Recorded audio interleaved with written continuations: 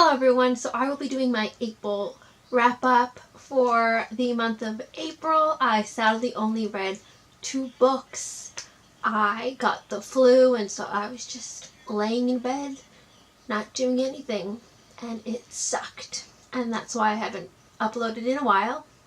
But let's get started. The first book I read was Elevation by Stephen King. This is a short story. It's about like 150 pages. This is about Scott Carey, who is steadily losing weight. However, it is not showing. He is still a heavyset guy, but the strangest part is that even if he is holding something while on the scale doesn't change. He goes to his small town doctor in Castle Rock, but he doesn't want to be poked and prodded. He just wants to be able to talk about it with somebody. I gave this a 4-star rating. I really enjoyed it. I thought it was a beautifully sad, moving short story. It is not horror, even though it is kind of advertised that on Goodreads. It is not horror. It's more like fantasy, if anything. I did read some criticism for this book, which they say that it is a white male savior, which I really didn't see it that way, but I can totally see how it would be interpreted that way. In this book, there is a lesbian couple that is new to the town and they've opened up a restaurant. And Scott has never really noticed this before until he started losing weight, that the townspeople aren't really open to the idea of a lesbian couple. So the restaurant isn't doing good. Through some actions that Scott takes, the townspeople become more open to this couple and their restaurant starts to thrive. So I can see why people will have issue with this, that it took a white male to save their business. But I kind of just looked at the bigger picture that, because Scott is becoming what they call elevated, the town is becoming more open and elevated itself. I really liked that even a townsperson apologized to this couple and said that they are so glad that they were able to look past their ignorance and their issues to get to know them and realize that they can be friends because they're great people. And I thought that was beautiful. And I wish more people would do that. And the last book I read was Columbine by Dave Cullen.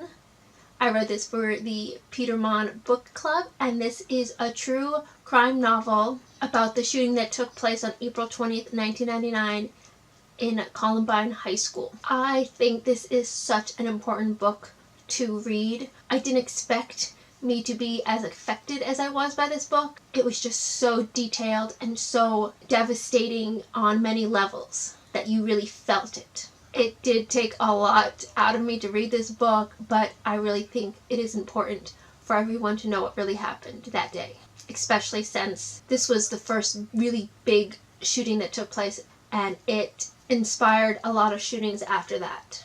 I think Dave Cullen did an amazing job. He was one of the first reporters on the scene, and he did about 10 years investigating this to write this book. A lot of information that was reported about this day was wrong. Like many, I thought the shooters were heinously bullied to the point of snapping and this was their motive. But that was not the case. While they were bullied, they also did some bullying to younger classmates.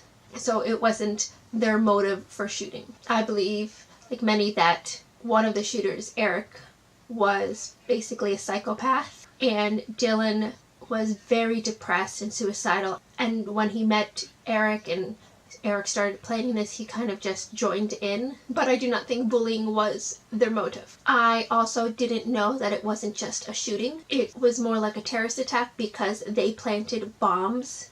And if they had gone off, the school would have been gone and thousands of people would have died. And their plan was to kill everyone. I think that it is heartbreaking that the police were not prepared for this. The police didn't know for hours that the shooters were already dead and people were injured in the building, and sadly a teacher bled to death because of this.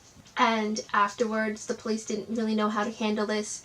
They just left dead students on the ground while they looked for explosives, which I totally get that that's a priority, but I just think it's so heartbreaking and devastating to the parents. These parents knew that their child must be dead because the kids that were alive were already evacuated, and so they kind of knew that their child must have died, but no one has told them yet.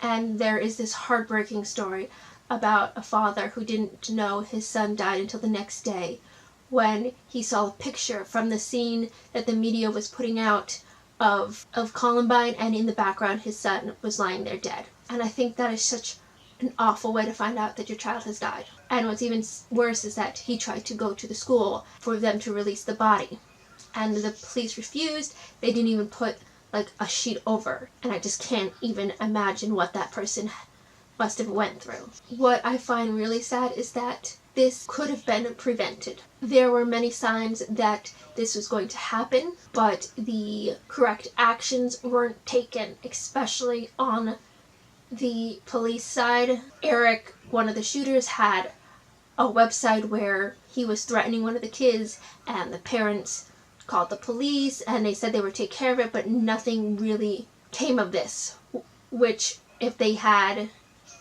it could have turned out differently. I thought the author did an amazing job reporting on this. He described what happened. He focused on who the shooters were, then he focused on the victims and the aftermath, since he followed through for 10 years talking to victims and going to like the 10-year memorial service. So he was really dedicated to reporting on this, and I think he did an amazing job, and I highly recommend that you read this book. It does go into a lot of detail and it is heartbreaking, but I think it is important to know this story. So those are all the books I read in April.